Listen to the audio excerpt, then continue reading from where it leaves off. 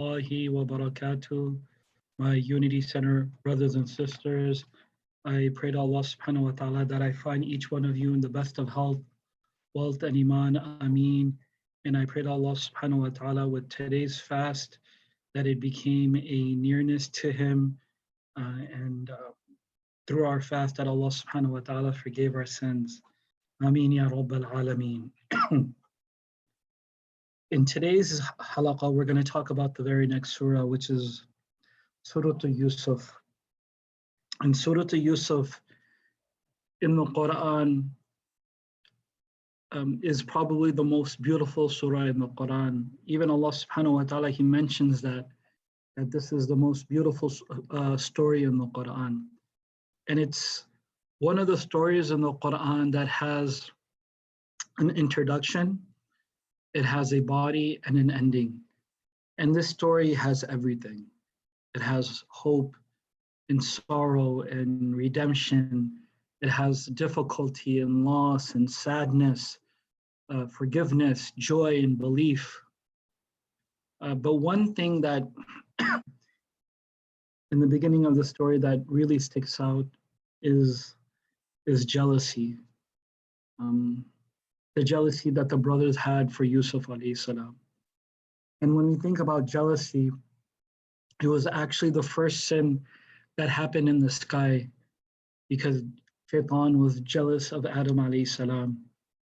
And it was the first sin that happened on the earth because of the jealousies of one of the brothers of Habil and Qabil. And it was due to this jealousy in regarding the story of Yusuf alayhi salam and of the brothers that he had, Yusuf alayhi salam had to deal with such consequences. Even Allah subhanahu wa ta'ala, He says it in the surah. There are lessons in the story of Yusuf and his brothers for all who seek them. So Allah wants us to take a special note in regards to sibling rivalry and sibling jealousy. And as I mentioned before, this jealousy was, you can consider it the first sin that happened in the sky, and it was the first sin that happened on the earth. The Prophet ﷺ said, one negative trait that has entered us from the people of the past is animosity and jealousy. And these qualities, it shaves something. What does it shave? It shaves our deen, it shaves our religion. We lose its purity. One of the scholars mentioned that why jealousy is so despised by Allah is because when we are jealous of someone, we are basically questioning why Allah chose to give that to somebody. And that is why jealousy is a big sin. One of the companions, he said that it's possible that I can do something for someone. I can make them happy. I can give them gifts. I can invite them to my house, except for a jealous person. They can never be happy. If I give them a gift, if I treat them correctly, it will never satisfy them. The only thing that will satisfy a jealous person is that when that blessing that Allah gave to somebody is gone. And look what jealousy did to Yusuf alayhi salam. What jealousy did to his father and to that family. It destroyed them. The brothers of Yusuf alayhi salam weren't jealous because Yusuf had more money than him, more money than them, or if they were more famous than them. Their jealousy stemmed from, they thought that their dad loved Yusuf alayhi salam more than them.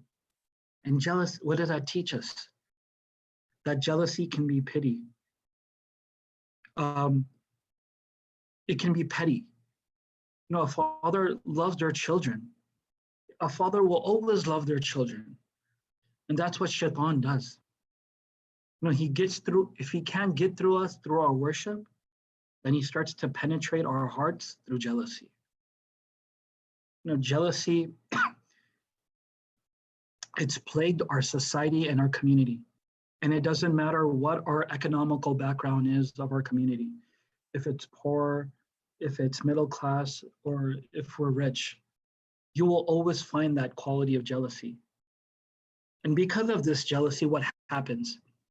You know, if Allah has blessed people with a lot, and these people that Allah has blessed them with a lot, they get worried that they don't want to show their blessings because what, you know, somebody is going to wish bad upon them or give them the evil eye. And we shouldn't do that either. Allah subhanahu wa ta'ala, he says in Surah Al-Zuha, talk about the blessings of your Lord. Show them. You know, if Allah has given you certain abilities or certain qualities or certain blessings, then we have every right to express it.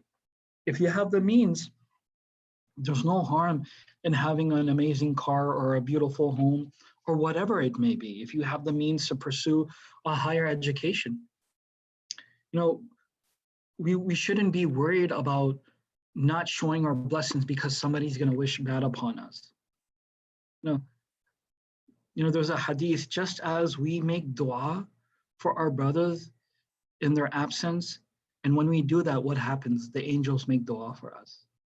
Right? When we make our dua for our brothers and sisters in their absence, the angels make those same dua for us. So in that same way, when someone has been blessed with something, we should be happy for them.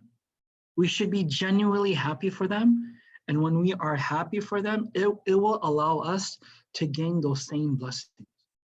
So if someone has accomplished something good,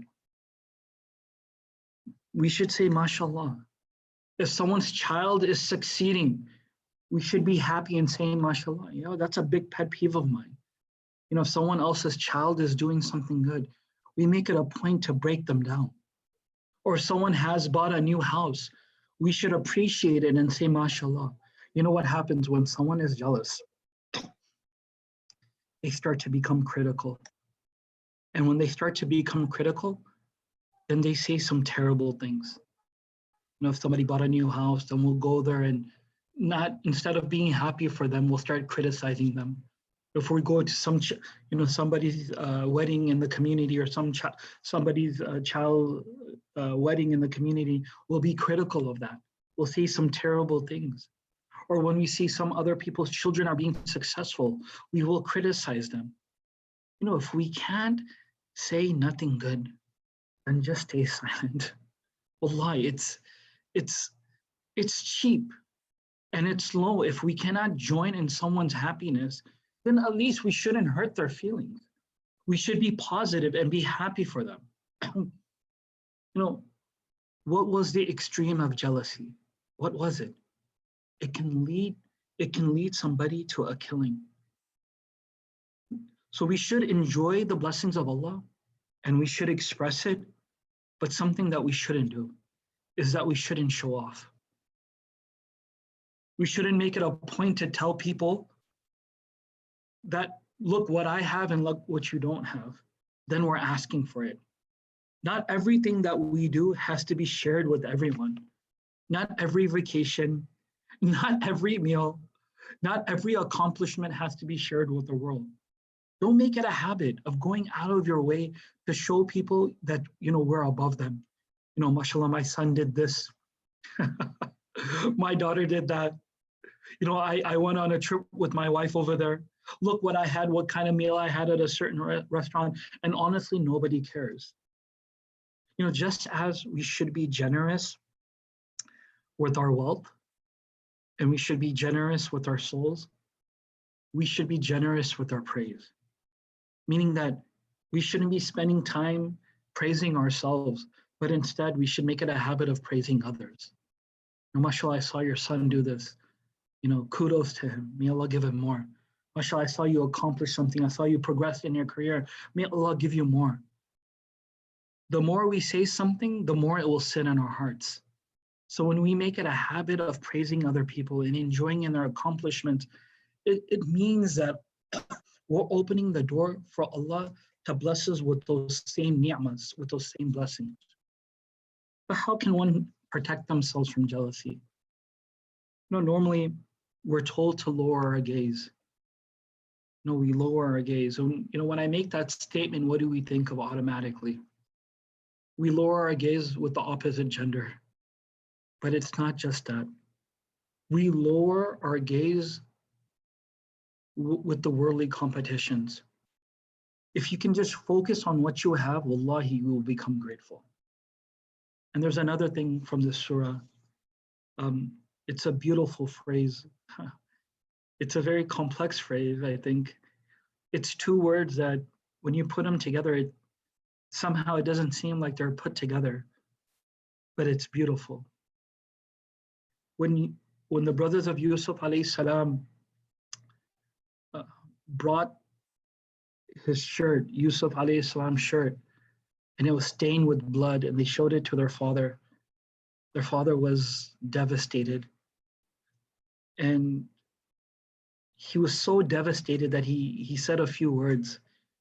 And he says that the only thing that I can show is beautiful patience. You know, the brothers were manipulating their dad. They were lying to him. They were tricking him.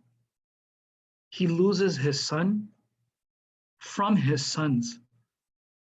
You know, when somebody loses their child, that pain is unimaginable.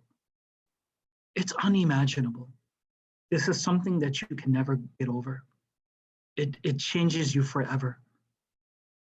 And in Yaqub alayhi salam, the father of Yusuf alayhi salam, what was even more unimaginable is that his other sons did this to his son. Something tough. And what does he say? He says, I will show beautiful patience. And these are two words that don't seem to be put together. So what does it mean, beautiful patience? What does it mean? You know, Imam Razi, he describes what makes patience beautiful for a believer. Remarkable. He says that what does beautiful patience mean? It means that whatever is happening with the will of Allah. And whatever is happening, Allah is going to handle the situation. And He is much wise, He is much kind, and He is much merciful. And the right kind of patience eventually leads to beautiful things. You know, our faith and our heart, it's like a treasure that we have to constantly protect. And sometimes this treasure is under attack because of different kinds of emotions. It can be greed, it can be anger, it can be lust, it can be hopelessness, it can be jealousy. And these emotions are trying to take the light out of our hearts. What makes us beautiful inside? It's our iman, it's our faith. And if we show patience towards those negative emotions to protect our beautiful faith. You know, something interesting. Yusuf alayhi salam was a beautiful boy. So Yaqub alayhi salam, he lost something beautiful in a worldly sense. So in a spiritual sense, how does he replace the loss of a beautiful son? He shows beautiful patience. Beautiful, it's amazing. And his patience is so beautiful that he's not going to lose hope in Allah. His patience is so beautiful that he is not going to think bad of Allah. His patience is so beautiful that he's not going to blame Allah. The Qur'an describes patience as beautiful. And what does that mean? That means that there's also a different kind of patience that's not beautiful. You know, sometimes we can be patient, but inside we're becoming bitter. Sometimes we can be patient, but I'm turning angry inside. Sometimes I can be patient, but I'm becoming resentful. The patience that I'm showing, it's making me negative and question everything. You're being patient, but it's not beautiful. You know, Yaqub alayhi salam, he's sad and he's crying. He cried so much that he lost his eyesight. He was frustrated and he was devastated by the trauma that his sons have caused him. And he sees them every day and he has to relive that again. None of that pain goes away because he has patience. Having patience doesn't mean we don't feel anymore. And having patience doesn't mean everything is beautiful. This is not what patience means. Having patience means that I'm going to preserve something beautiful, and preserving something beautiful can be painful. Beautiful. I'll repeat that again. Having patience means that I'm going to preserve something beautiful, and preserving something beautiful can be painful. So I pray to Allah subhanahu wa ta'ala that we learn, that's the whole objective of this Qur'an, that it teaches us about certain characteristics so we can be far from it. We can be far from it. So I pray to Allah subhanahu wa ta'ala that He removes that jealousy in our hearts. And that when people are happy and they are successful, or Allah has blessed them with a certain blessing, we should be happy for them. And that happiness that we have for them, inshallah, Allah will open doors for us. And when we are going through difficulty and we have nothing else to show, that not only do we show patience, that patience is beautiful in the sense that we never lose hope in Allah. We never blame Him, and we're always connected to Him. So I pray to Allah subhanahu wa ta'ala that today's reminder was beneficial and it was effective. And I pray to Allah subhanahu wa ta'ala that we're always connected with the Qur'an and that it enhances our character. As always, I will remember you in my du'as, and I ask you all to remember me in my du'as. And if Allah allows it, inshallah ta'ala, I will be speaking to you all tomorrow. Jazakallah khair, and assalamu alaikum wa rahmatullahi wa barakatuh.